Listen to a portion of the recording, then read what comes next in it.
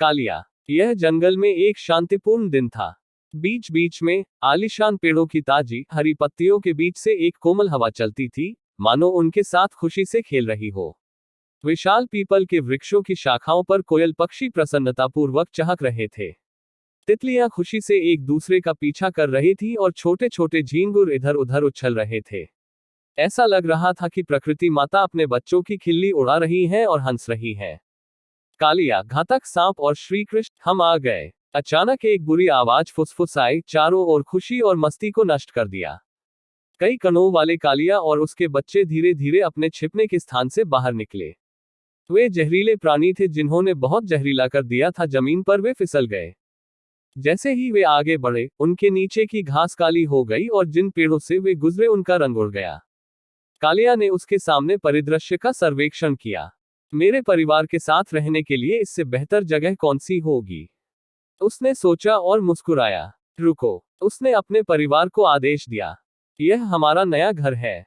नहीं, हवा ने पुकारा, ऐसा मत करो। मैं सांस नहीं ले सकता। एक हैरान पीपल के पेड़ को विलाप किया।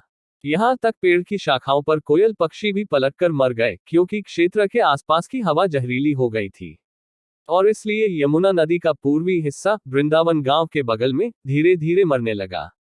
वृंदावन पर सुबह का सूरज चमक उठा। यह किसी अन्य दिन की तरह था। हर कोई अपने सामान्य व्यवसाय के बारे में चला गया। गांव में मुख्य रूप से गाय झुंड जनजातियां शामिल थीं। वे अपनी गायों को चराने के लिए पास के खेतों और घाटियों में जा रहे थे। ग्राम प्रधान नंदा के घर में अचानक किसी की चीख पुकार मच गई। आसपास मौजूद सभी लोग दौड़े दौड़े वहां पहुंचे, लेकिन कोई अंदर नहीं जा सका। नंदा के घर के बाहर जमा भीड़ में कानाफूसी हो रही थी। कौन था? यह नंद की पत्नी यशोदा थी। वह बिस्तर पर बैठ गई, उसका शरीर डर के मारे कांपने लगा। क्या हुआ यशोदा? नंदा ने चिंता में पूछा। ओह डियर, मैंने एक भयानक सपना देखा, इसके बारे में सोचकर यशोदा से हर उठी। एक विशाल सांप ने अपने विशाल शरीर को हमारे छोटे कृष्ण के चारों ओर लपेट लिया था। यह सिर्फ एक सपना है, यशोदा। नंदा ने अपनी पत्नी को शांत करने की कोशिश की, लेकिन यशोदा शांत नहीं हुई। मुझे देखना है कि मेरा बेटा ठीक है या नहीं। कृष्णा, मेरा बेटा, तुम कहाँ हो? उसने पुकारा। जल्द ही उसने अपने कमरे के बाहर एक बच्चे के कदमों की खड़खड़ाहट सुनी। नन्हे कृष्ण ने अंदर झांका। यह क्या है, माँ? उसने पूछा। कृष्ण, तुम्हें आज कहीं बाहर नहीं जाना चाहिए, समझे? यशोदा ने अपने बेटे को डराने की इच्छा के बिना धीरे से कहा। कृष्ण कुछ देर वहीं रुके रहे। फिर वह रहस्यमय तरीके से मुस्कुराया। यशोदा को ऐसा लगा जैसे उनके मन में कुछ ऐसी योजनाएं हैं जो किसी भी नश्वर समझ से परे हैं। इसके बाद मां की बात को अनसुना कर वह घर से निकल गया। कृष्ण, किशन, मेरा बेटा, कृपया वापस आना। कृष्णा वृंदावन की गलियों में तेजी से दौड़ा और झील के किनारे ठिकाने पर पहुंचा जहां उसके दोस्तों ने उसका स्वागत किया। फिर वे गेंद से खेलने लगे। कुछ देर बाद वे थक गए और आराम करने के लिए एक पेड़ पर चढ़ गए। उसके ऊपर एक ट्री हाउस था। कृष्ण और उनके दोस्तों ने इसे खासतौर पर अपने साहसिक कारनामों के लिए बनवाया था। लेकिन वह छोटा पेड़ इतना मजबूत नहीं था कि इतने सारे बच्चों को सहारा दे सके और वह उनके वजन से कराहता रहा। कृष्ण को बुरा लगा। काश हमारे पास ट्री हाउस बनाने के लिए एक बड़ा पेड़ होता। ऐसा लगता है कि हम इसे कुचल रहे हैं। मुझे पता है कि वृंदावन में सबसे बड़ा पेड़ कहाँ है, उनके सबसे करीबी दोस्तों में से एक कुसेला ने कहा। मैं इसके ऊपर एक ट्री हाउस बना देता, लेकिन मेरे पिता ने कहा कि हमें वहां कभी नहीं जाना चाहिए। हमें, कृष्ण ने प्रसन्नतापूर्वक कहा और पूर्व दिशा की ओर भागे। मैं एक बेहतर ट्री टॉप ठिकाना बनाना चाहता हूँ, और मुझे आपकी मदद की जरूरत है। क्या आप कृपया मेरे साथ चलेंगे? कृष्ण अपने सभी दोस्तों से प्यार करते थे, तो उनके पास उनका अनुसरण करने के अलावा क्या विकल्प था। जल्द ही कृष्णा और उनके दोस्त वृंदावन के जंगलों के पूर्वी हिस्से में पहुंचे। लेकिन वहां जो देखा उससे वे दंग रह गए। जगह लग रही थी भूतिया। बाहरी तौर पर यह जगह काफी उजलिया रही थी। झील में बहुत पानी था और पास में एक झरना भी था। लेकिन जब बच्चे पास गए तभी उन्होंने बदलाव देखा।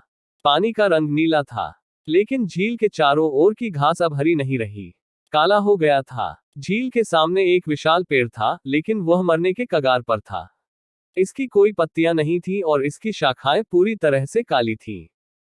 ऐसा लग रहा था मानो पूरी जगह को धिक्कार है, किसी राक्षसी दुष्ट द्वारा शापित।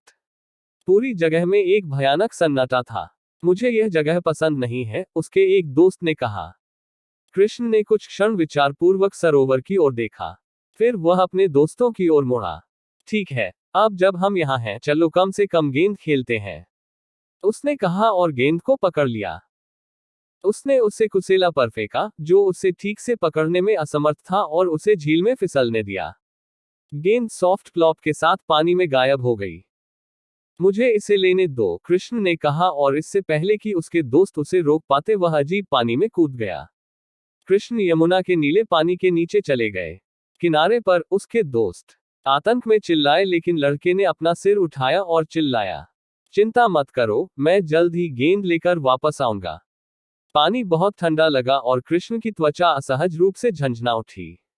कृष्ण ने नीचे तैरकर देखा और पौधों को जले हुए और मुड़े हुए पाया, जैसे कि वे तेजाब में भीग गए हों। पानी के नीचे के पौधों को मृत और काला देखकर उसे बहुत दुख हुआ। उन्होंने इसके लिए जिम्मेदार व्यक्ति का पता लगाने के लिए चारों ओर देखा। जैसे ही उसके पैर नीचे की ओर छुए, उसने नदी के किनारे छोटे छोटे समुद्री जानवरों और मछलियों के कंकाल देखे। पूरी जगह पर एक अलौकिक सन्नाटा पसर गया। ऐसा लग रहा था कि यह मौत का साम्राज्य है। अचानक कृष्ण के कानों में एक अजीब सी आवाज पड़ी। ऐसा लगा जैसे फुफकारने की आवाज हो। जिसने भी यह किया है वह अभी भी यहाँ है, कृष्ण ने सोचा। मानो उसकी बात मान रहा हो। उसके समुद्र के छेद से एक विशाल सांप फिसलकर बाहर आ गया। यह कालिया था।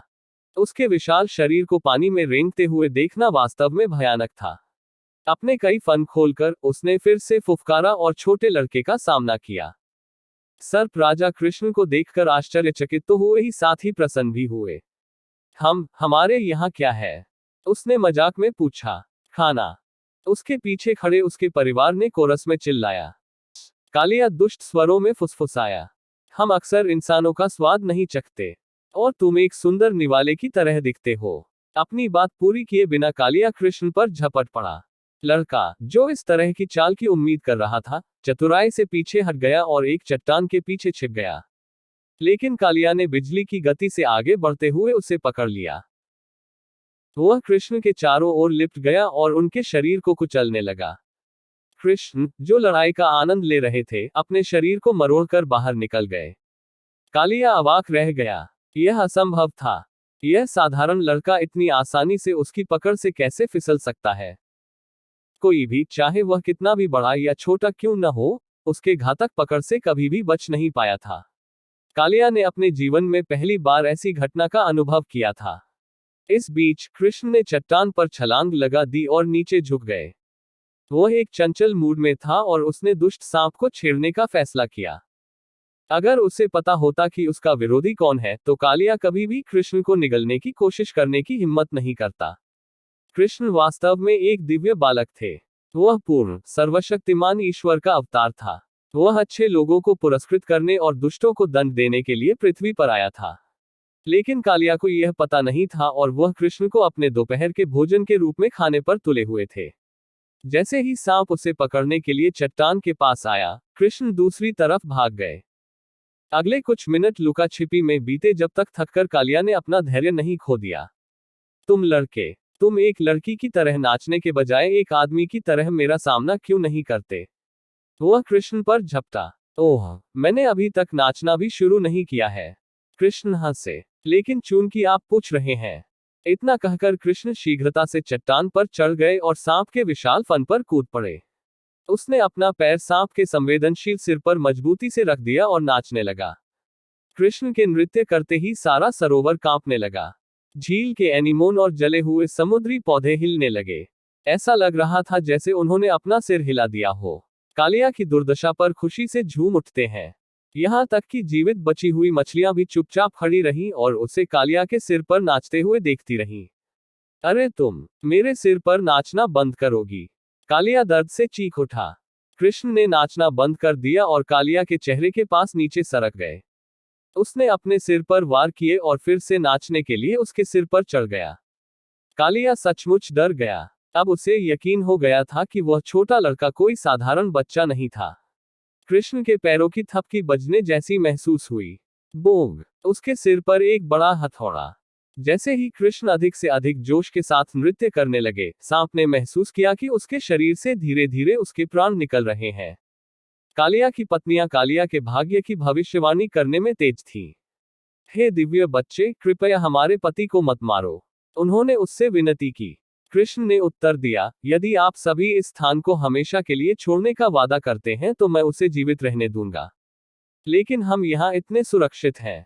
कालिया चिल्लाया, अगर हम अभी बाहर जाते हैं तो विशाल गरुड़ निश्चित रूप से हमें अपने नाश्ते के रूप में लेंगे। रामना का सर्प राज्य में जाओ, कृष्ण ने वादा किया। तुम और तुम्हारे परिवार पर तब तक कोई पक्षी या जानवर हमला नहीं करेगा जब तक तुम वहां नहीं पहुंचते। यह मेरा तुमसे वादा है। अब तुम जाओ। इस बीच कृष्ण के दोस्त नंदा के घर वापस चले गए और उन्हें गेंद के लिए कृष्णा की पानी के भीतर खोज के बारे में सूचित किया। वह लगभग 1 घंटे के लिए पानी के नीचे चला गया है। कुसेला रोया और तब से वापस नहीं आया। यशोदा फूट फूट कर रोने लगी। मैंने उससे कहा था, रोया, मैंने उसे चेतावनी दी थी कि वह कहीं न जाए। उसने क्यों नहीं सुना? हे मेरे कृष्ण, मेरे कन्हैया, मैं तुम्हारा क्या करूंगी? नंदा भी बहुत डर गई। उसने अन्य गोपालों को जोर से पुकारा। गांव के सभी लोग दौड़ पड़े और अपने मुखिया के पीछे हो लिए। जल्द ही नंद, यशोदा और गांव के सभी लोगों ने खुद को यमुना के काले जंगल में पाया। छोटे लड़के का कहीं कोई अता पता नहीं था। हर तरफ सिर्फ मौत का सन्नाटा पसरा था। कृष्ण, मेरे बेटे, तुम कहाँ हो? नंदा चिल्लाया, बाहर आओ, कृपया। अचानक झील का पानी बुदबुदाया और जंगल के सबसे ऊंचे पेड़ से ऊपर उठ गया। गोपाल पीछे चले गए और वे सभी विस्मय और भय से देखने लगे जैसे कृष्ण बाहर आए, एक विशाल सांप के ऊपर नृत्य कर रहे थे। कृष्ण के तट पर उतरते ही सांप ने सम्मान में अपना सिर झुका लिया। यशोदा और नंदा उसे गले लगाने के लिए दौड़ पड़े। कृष्ण के वचन से संतुष्ट होकर कालिया ने अपने बच्चों को इकट्ठा किया और उसी दिन यमुना छोड़ दिया। कृष्ण ने जो कहा वह सच है। रामनाका के रास्ते में न तो पक्षियों और न ही जानवरों ने सांप परिवार पर हमला किया। उनकी यात्रा सुरक्षित और स्वस्थ थी। नदी ने अपनी पुरानी समृद्धि को वापस पा लिया और कृष्ण ने झील के सामने वाले हरे भरे पेड़ पर अपना ट्री हाउस बनाया। अपने सभी दोस्तों की नजरों में उसका रुतबा पहले से कहीं ज्यादा ऊंचा था। सभी लड़के समझ गए कि कृष्ण कोई साधारण बालक नहीं है। उसकी हरकतों के किस्से दूर दूर तक फैल गए। लेकिन उनमें से किसी का भी छोटे भगवान पर कोई असर नहीं दिख रहा था, जो अपनी मां की रसोई से मक्खन चुराकर उसका आनंद लेने में संतुष्ट लग रहा था। उसकी आंखें शरारत से टिमटिमा रही थी और उसके विचार मानवीय समझ से परे की चीजों पर टिके हुए थे।